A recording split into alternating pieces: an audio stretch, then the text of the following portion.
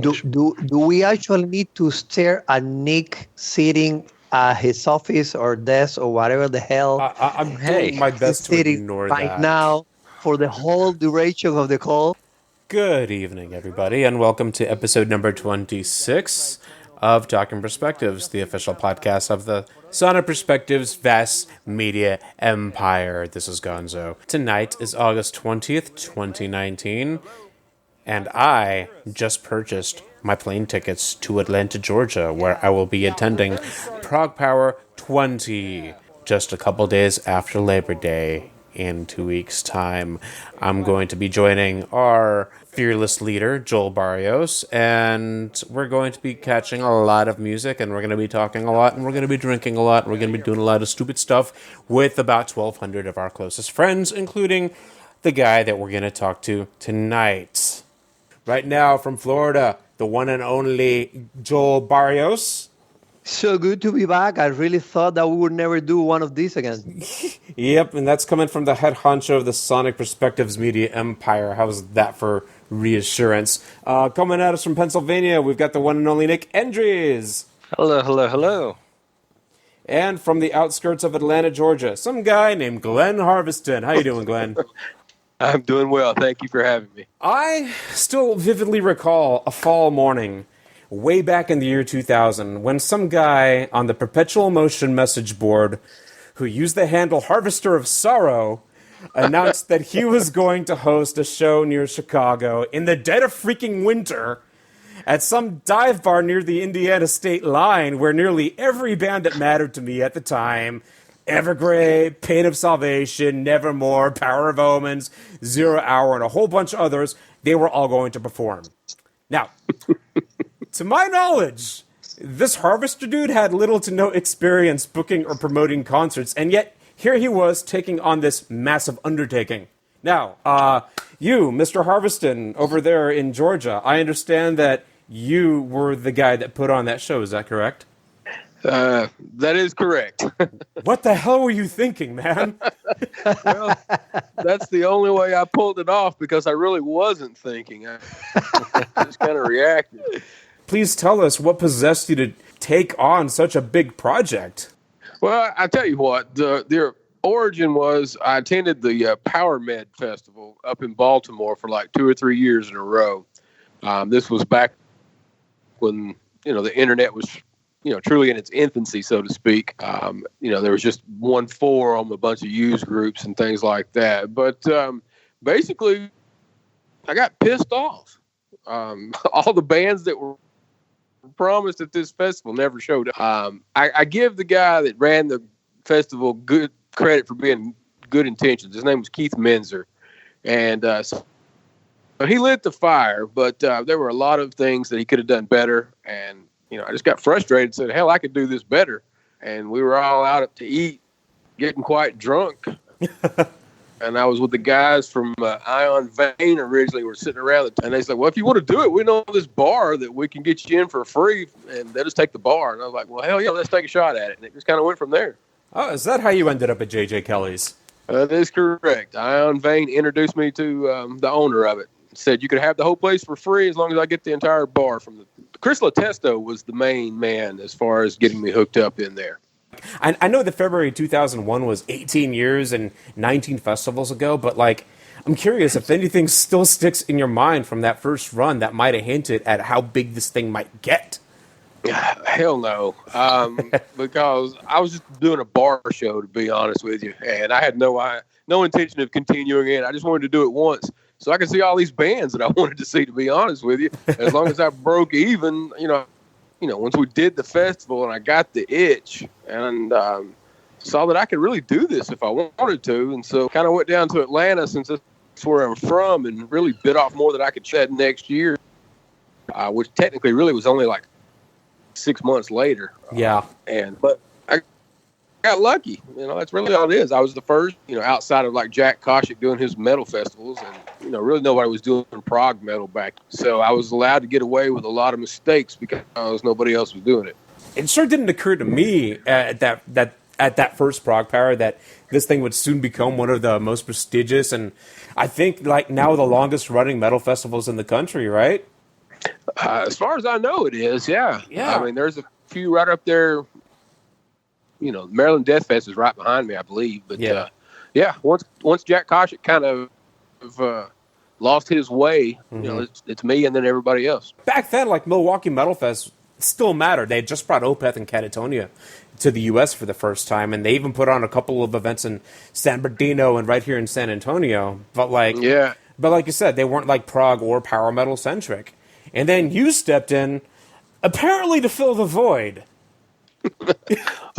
Apparently, I kind of fell into the void more than I filled it, to be honest with you. I just got lucky. I mean, the first show went so well in terms of I sold it out. You know, as far as I could tell, everybody enjoyed it. And there was all sorts of buzz online, even though it was kind of limited. But, you know, it kind of gave me the idea that, you know, I could really make a run at this. And so then I moved it to Atlanta that fall. I didn't even wait a year. Nope. I mean, the second one was, you know, in the fall. And then got all that booked, and I was all happy. Had a bigger venue. But then 9/11 hit like about a month before the show, and it killed me. I mean, I lost my ass on PROGPOWER too. About 18,000 reasons so I lost on that show because ticket sales just stopped. I mean, we didn't have Facebook back then to advertise. I mean, we were still taking print mag ads, and nobody would fly in. I mean, I lost bands that wouldn't even fly in. Originally, Vandenblas was scheduled to fly in. They canceled because they were scared to get on the plane. Only Gunther made it in because he was playing keyboards for Camelot back then. You know, the fact that you were at a top-notch venue for me was inspiring and kind of, for me, hinted at how big this thing might get. But, like, considering that 9/11 had just happened, I think that PROGPOWER 2 was a huge success. I mean, like, especially when you consider some of the bands that you got. Spiral Architect, Arc, Angel Dust. You know, there was something about those first two PROGPOWERs that, like, number 20 is going to be my 10th. But there was something about those first two, I was at both of those, that just still feels magical to me all these years later. Well, I guess it's more spontaneous because we were doing a lot of stuff off the cuff back then with no idea what we were doing. And we made a lot of mistakes along the way, but people were forgiving for it. We only sold probably half the venue at that one. But it gave me some legitimacy in the eyes of the bigger boys overseas. Because I was able to put on a first-class festival with some smaller European bands, but then added Camelot and Symphony X, who were really both in their infancy at that time. And then the timing was just perfect. You know, you had the bigger European bands that wanted to come to the States, but really had no outlet. So that led the way for, you know, Blind Guardian, Gamma Ray, Ed Guy, and then Angra from down south. The 20th version of the festival is happening in 2 weeks, and I'm going to fire up the first pesky question your way. Okay. What would you say that is the proudest signing for PROGPOWER USA 20? Well, for 20, I'll give you two answers, okay? From the professional standpoint, Demons and Wizards, I'm very proud of that. Because I booked them over a year ago, and that was before they were announced anywhere in Europe. I mean, I had them technically booked before even Wacken announced them. Okay, so what I was able to do was and I'd been after them for years. And, you know, I know John and Hansi's always been a great guy when he's been here, and it just kind of fell together. So I'm very proud from a professional standpoint for that. On a personal level, I'm beyond thrilled to book Poets of the Fall. You know, I might be the promoter, but I'm a big fanboy of the bands, and that's the biggest fanboy I am this year is to see them on my stage. As far as the biggest signings, for me, you know, Redemption, I know it's, you know, a band that's played a bunch of times, but getting to see them do a full set, that was really my only opportunity. I almost flew to Arizona, I think a couple of years back when they did a headline set there, but it was huge to finally be able to see them. Labyrinth that same year was a huge get for me. But as far as this year's festival is concerned, unfortunately, I won't be there because I'll be in the Netherlands this particular year. But Subsignal from Germany is a huge get, and Secret Sphere was unfortunately one that I liked, and I'll talk more about the visa issues later because the business side of things fascinates me. But I know they had to drop out, but I was huge to see them at the reveal video last year. Well, I appreciate that. We do try to a wide variety. I mean, the name is PROGPOWER, and that doesn't necessarily mean the power of progressive music. We really are a prog and power metal festival. And then over the years, we've really just thrown everything at it that we think would work, and to really differentiate ourselves from other festivals is the main thing, because that's how we draw people. Absolutely. Yeah, and I found it interesting that, I did not come on board early enough to remember some of the mystique around the very early PROGPOWERs. So, hearing about 9/11 and how it impacted things, I found that to be, it was a terrible tragedy, but, I mean, it has to be haunting you all these years later. Do you think you would have the visa issues and the trouble getting the international acts here all these years later if it wasn't for 9/11? Well, I tell you, it was a catalyst, because the visas back then were definitely not as scrutinized as they are now. The process has definitely become more refined after that. And, back in the day, early on, you used to be able to have a band come in with just a letter from the record label and say that they were playing for promotional purposes only, and that would get them in. Yeah, wow. You really didn't have to go through unless you were a big touring band type thing. But if you were just coming over for a one-off, we could get you in, and we did that. And we did that until we couldn't do it anymore. I mean, I didn't take any risk with the big boys. I always provided visas for those. But the smaller bands, and honestly, it wasn't that I was trying to skirt the issue or the law. Hell, I didn't know what I was doing back then. So I was just trying to get the bands over to play a show and then send them back. Yeah, and comparing that to now, in the last update for the festival, you said that some of the visa applications contain 500 pages of supporting documents. That's insane. That is correct. I mean, you stack them up and they measure anywhere between 6 to 8 inches. And the wild part about that is that you're submitting that much documentation for a band that has been approved multiple times previously, and then all of a sudden they just act like they've never received any type of application. And we always question, how can you recognize a band internationally 2 years ago and now they're not? So, I mean, the whole process is just mystifying. Yeah, and just for clarification, you guys are obviously referencing the cancellations that were announced this morning. Today's August 20th, 2019, and it was announced that Ancient Bards and Secret Sphere wouldn't be able to make it to the festival this year because visa issues. That's correct. Now, I can't really speak in detail about it because technically they perform on days 1 and 2, which have different promoters. Nathan and Milton, who work with me and for me, and then the main festivals 3 and 4. Now, don't get me wrong, I've had my share of visa issues over the years, and I lost a band this year as well that I really didn't even submit the visas for. They were doing their own tour, and they lost the entire tour, that being Windrose. So it affects everybody. But I can tell you that the visas were actually approved for Ancient Bards and Secret Sphere. It's just that the consulate in Italy specifically was so backed up, they could not get an appointment for almost 6 weeks. And there was just no way, because they had already paid an expedite fee to get a decision after waiting almost 3 months for an answer on the process and not getting it, despite the wait time technically being 2 months to 2.5 months. And yet this was something that was announced nearly a year ago. You'd think they would have gotten the ball rolling a while ago. Well, that's not necessarily true, because number one, you think about it, Ancient Bards was, they replaced the band, Iron Fire, that had to quit because of a vocalist. And once you lose a member, then you can't really apply for a visa, because one of the regulations is all the members have to be a member of the band for at least a year, unless there are special documented circumstances. Wow. So we run into things like that. And then the other things that people don't really think about, sometimes when you strike a deal at a smaller level, bands really want to take their time and attempt to do some more shows over here because it's only financially sensible. So we have to give them that time. So if we strike a deal, for example, a year ago, then they need about 4 or 5 months to at least to try to explore other options for tours.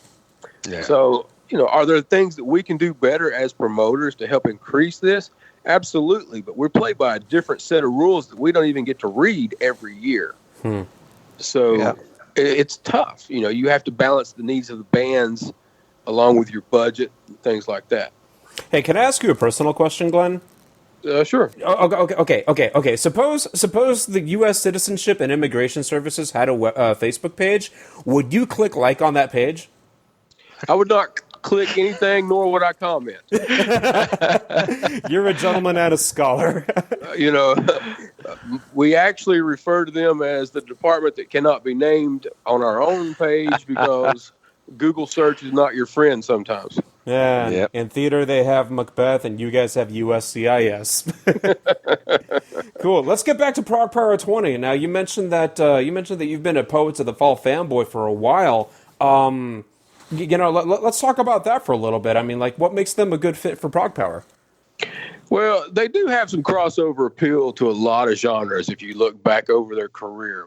They're not necessarily a prog band or a power. Obviously, they're not really a metal band. Their roots are more in an alternative rock. But they are so good at what they do that, they have such an appeal. They have an amazing vocalist. They craft songs, the melodies, the choruses, and most importantly, the lyrics are on another level compared to the average metal band. Yeah. Hell, it's on another level compared to even a good metal band if you actually read through the lyrics. I mean, Marco is brilliant. He's the vocalist and the writer. Well, how long have you been into them?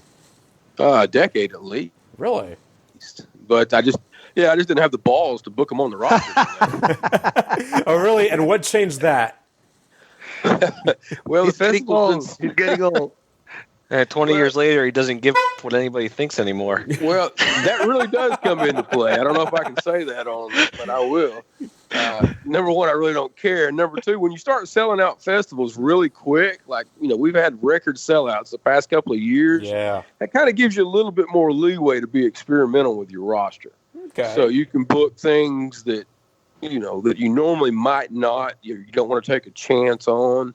But honestly, Poets of the Fall has been one of the biggest wins for me in a long time because the average metal fan does not realize the word of mouth and their own fan base of poets that is coming to this festival. They help sell this festival out in record time. Very nice. Can I thank you personally for bringing one of my bucket list bands to PROGPOWER 20 this year? Here he goes. I know where he's going. I'm thanking you personally for this, Glenn. Thank you so much. Psychotic Waltz. I never thought I'd have the chance, dude. Oh, my God. How did you make that happen? I've actually been trying. Most of these bands that are appearing on the roster, I've probably asked them about at least 5 or 6 times over the years previously.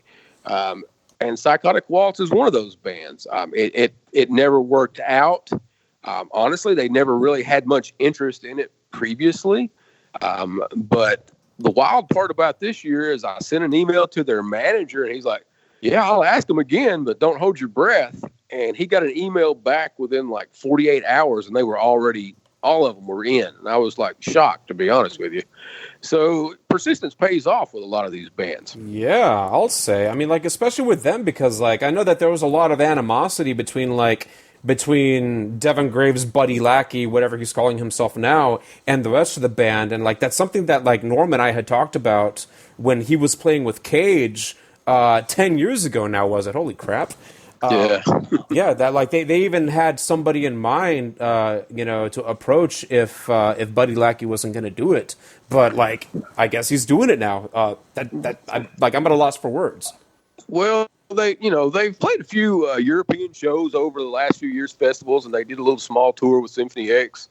So, time heals all wounds, so to speak, most of the time anyway, unless your name was Sebastian Bach or something. Yeah. But, it works, and I'm just glad to have them. I really am. I think they're going to have a good time. Awesome. Hey, so a while back, I floated the idea in the unofficial PROGPOWER USA Facebook group, and I know that you're not involved with that, But I mentioned this idea in that group that literally everybody in the audience should wear a horse mask while Caligula's horse is playing. I said hell no to that. Why?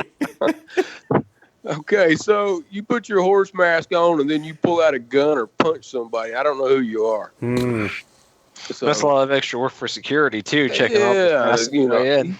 You got to remember, I pay insurance at this venue, to avoid this kind of shit. So yeah, it's fun. Don't get me wrong, and I understand it would have been funny, and everybody had good intentions, but I can't mess around with security like that. Yeah. Now, here's something that may change your mind. What if you ban them from entry, but then sell them inside? No, because I'm not going to keep up with who the hell puts one on and who doesn't.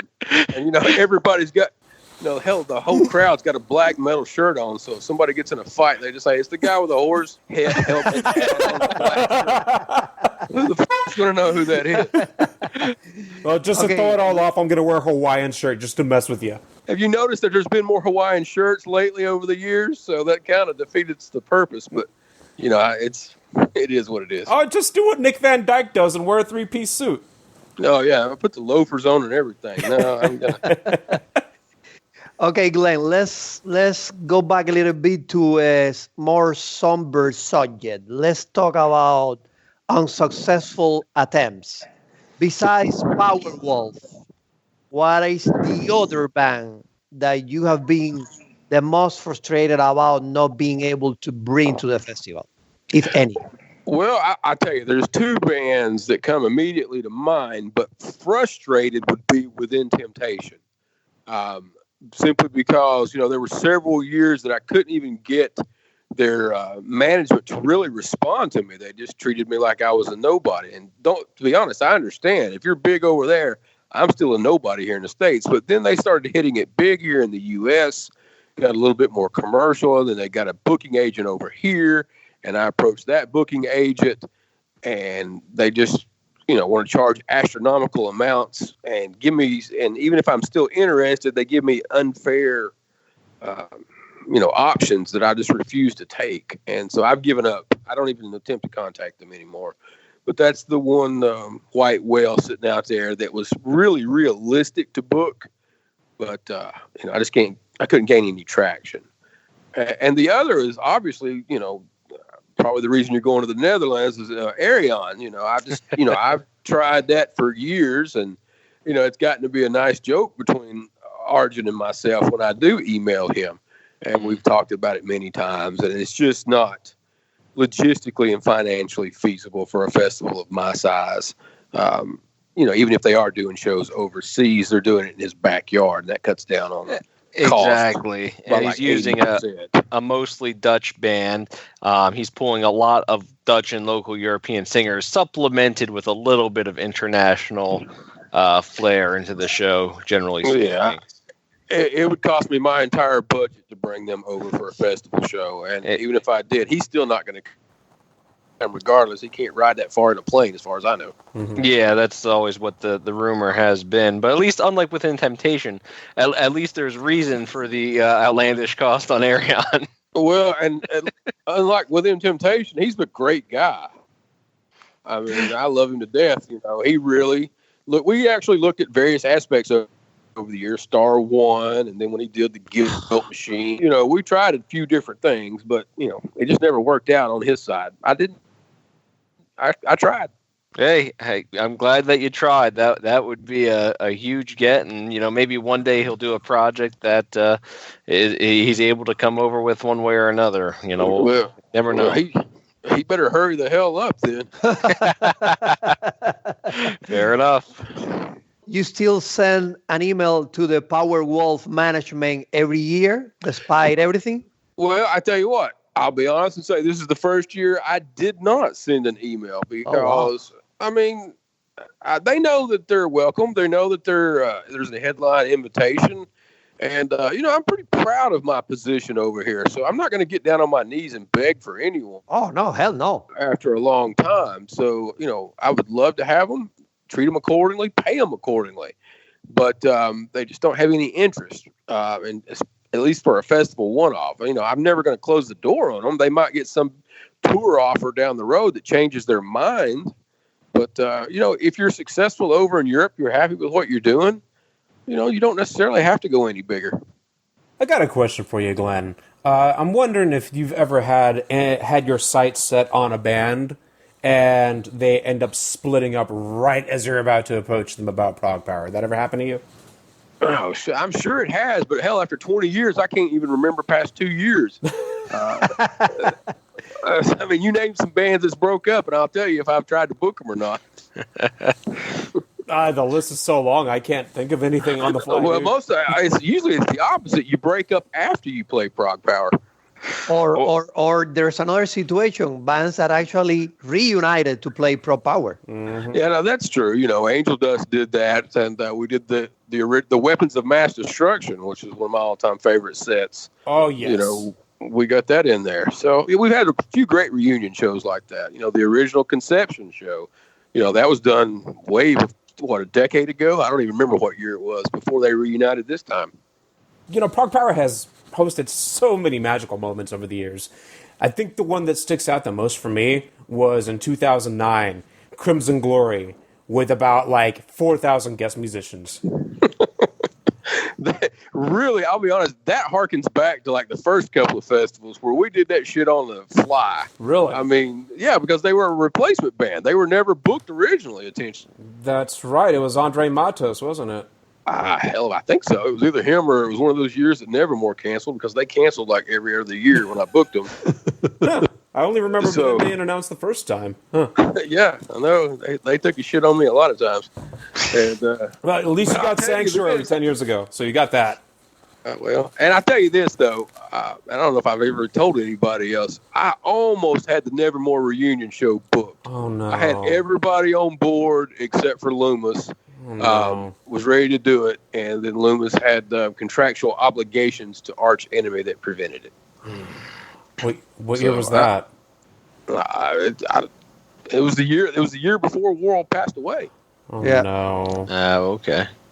Well, let me tell you, Glenn, one thing I really have to compliment PROGPOWER on because I'm fortunate enough that I've been able to travel a good portion of the world seeing a bunch of different festivals. And sometimes the special moments aren't necessarily the bands that are booked, and I really have to compliment PROGPOWER's culture. The general format of the theater really allows people to stand where they want or sit comfortably. It's a really nice, well-run venue. And then afterwards, the culture at the Artmore and the artists and guests all coming together and just always having a good time every night. It's a really strong away from whatever acts you book. You're going to have a good time there, and that's something I've always admired about PROGPOWER. Well, I thank you. Really, the size of the festival has really helped with the culture. We always emphasize quality over quantity, so to speak. So by keeping the numbers limited, the bands feel more comfortable as far as getting out, fraternizing with the guests, and enjoying themselves. We definitely have had everybody up there at the Artmore parties. Everybody from Anathema to Pagan's Mind to, everybody basically parties up there unless they're touring, comes and goes. So I appreciate that. And, I love the venue. I've been offered to move the festival several times to larger, and I've always declined. Live Nation and Ticketmaster offered to buy me out, a decade ago. Yeah, and I told them all to fuck off. So, it's been great where we're at. And we're going to stay there for the next 5 years and then call it a day. Oh, wow. Well, Joel, that leads right into your question. Yeah. I'm the guy with the sensitive questions today. So a rumor has it that PROGPOWER USA, it's not actually a rumor, but okay, let's call it like that, might be reaching the end of its run in another 5 years. So I got a couple of questions. Probably there are many interested in hearing about this. Number one is, why are you thinking about retirement? Is you're burnt out, or you're not enjoying it as much as you used to? And the second question is, do you think that somebody else will pick the torch and continue the event after you call it a day? I can answer the first part of the question. It's because after 20 years, he still hasn't been able to find a good photographer.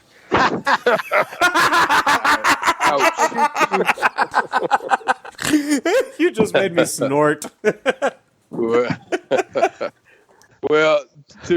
back to the original question, I'm not really thinking about retiring. I am retiring. I'm done. I've got PROGPOWER 25, and I'm out. I won't say I'm burned out, but, this is basically, my wife and I run this as a 2-person operation year round, and then we have the crew come in and obviously work their asses off for us. They're our family at the Fed. We're getting older, we're getting tired, and, I've been there, done that. And, there's a lot of stress involved with this festival. I mean, it's a lot of work, and, you get tired of that, and you definitely get tired of all the visa bullshit. That's one of the bigger gripes I have. So, you want to go out on top. You don't want to just fade away, to nothing. So, I'm happy with my decision. I plan on start actually going to festivals as a fan after that, enjoying some music instead of working my ass off. So that's the plan. Don't know what else to say about it, to be honest with you. What about the second question? The continuity of the festival. Well, I'll tell you this. We're 5 years from now. So at the current plan is we're done. Can something change my mind as far as passing on the torch to, obviously Milton and Nathan are doing days 1 and 2? Never say never, but right now they both know that I'm done and that the festival is done. Okay, so you better don't miss the next 5 years. No, we're going to have a good time the next 5 years. Oh, of course we will. Of course we will. Skippy, it's always you a great just gave time. me the sads by saying that, Glenn. Yeah, I wasn't expecting that either. All good things, it has to end. Yeah, I totally get you, though. I mean, going out on top, that's a mistake that Jack Koshik should have made, Instead, his festivals ended up dwindling into mediocrity. And now they're just a footnote. There was a lot of bullshit behind the scenes with him. I'm not going to go into it because I might get sued. But okay.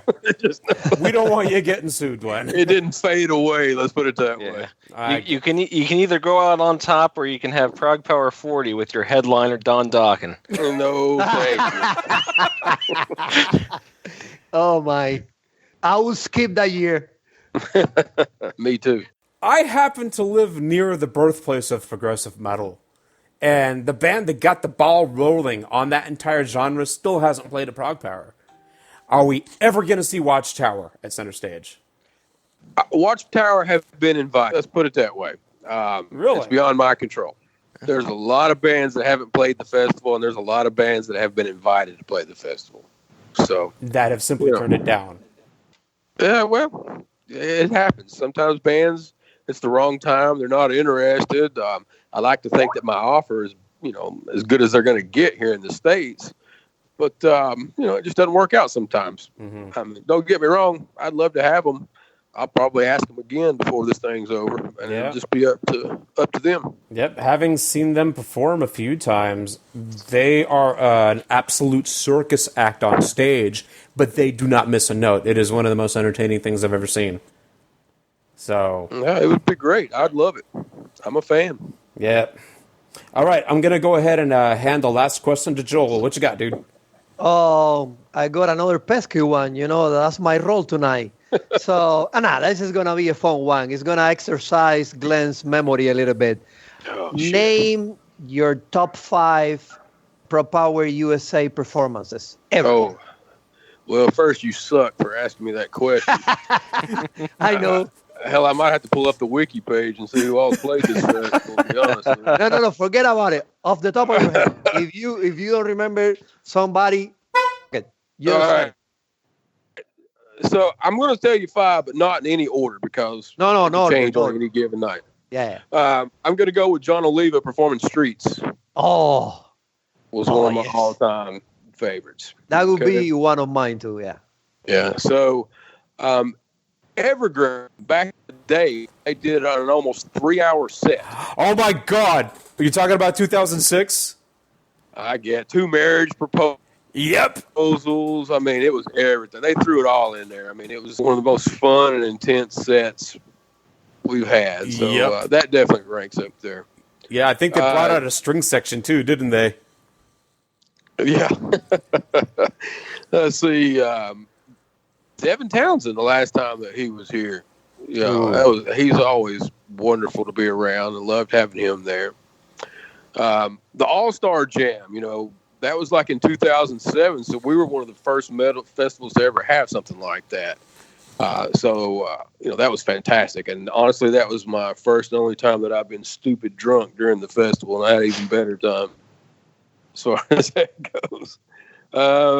Conception, that was amazing to see. I never thought I'd be able to get that booked.